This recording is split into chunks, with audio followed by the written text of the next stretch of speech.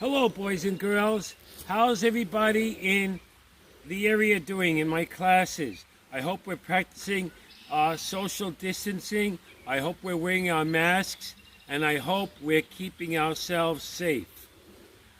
I'm up here in the Catskills, and we're going to look at our first invasive species.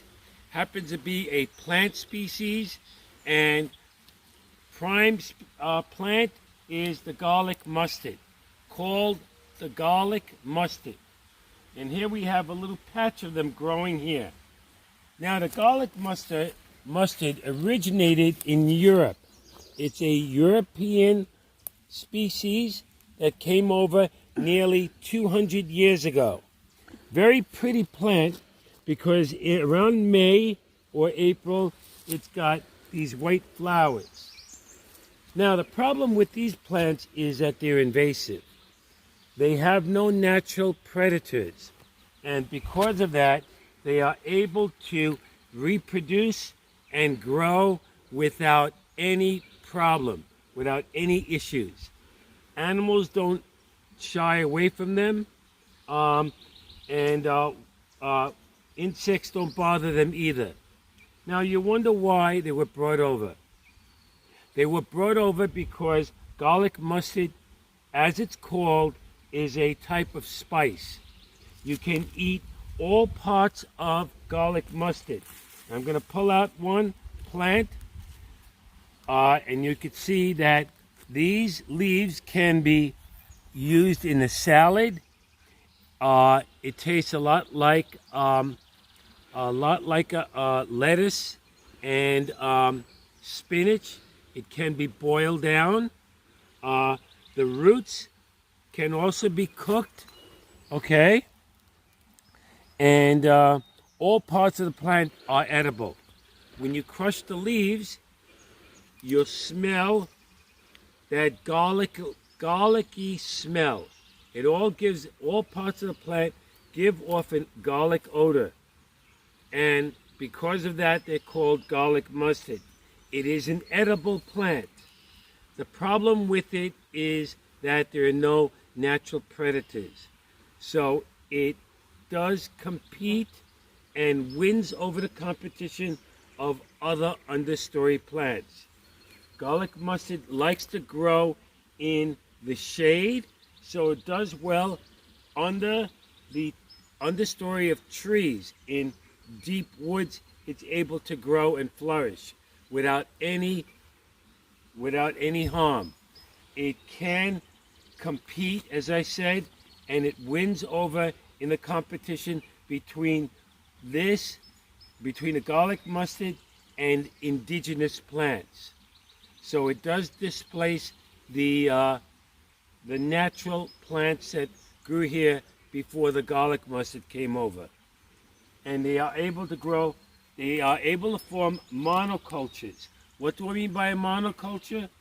Monoculture is a big area with just one species of plant. And garlic mustard is able to do that because it wins over the competition. It displaces other plants. And because of that, it does upset the ecosystem. Okay, so let's go over our garlic mustard. All parts of the plant smell garlicky. It was brought over nearly 200 years ago as a source of spice. It's used as spices in Europe.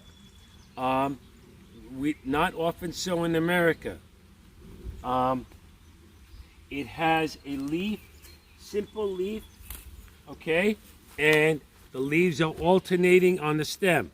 In other words, one leaf, one part of the stem, another leaf, the other part of the stem. The flowers are white, 4 petals on each flower, okay? And they do produce a lot of seeds. So here we have our garlic mustard, first invasive plant. How do we get rid of them? Well, they're easy to get rid of. You just pull them up. The only problem is that there are hundreds of them, hundreds and thousands of them to pull up.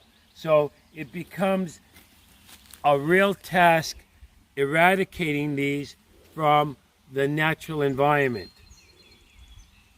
So, in other words, we're pretty much stuck with them. We're stuck with this invasive species. It doesn't have any thorns or anything, but it does compete and wins over the competition of our garlic mustard and other species of plants. It is a biennial. What do I mean by a biennial? In other words, it grows for 2 years. Some plants are annuals. They only last 1 year. Some plants are perennials, like a tree is a perennial. They last every year. They last year after year. That's called a perennial. This garlic mustard is a biennial. In other words, it lives for 2 years. The first year, it grows close to the ground. The second year, it shoots up and produces these flowers. Any questions? Great. No questions again.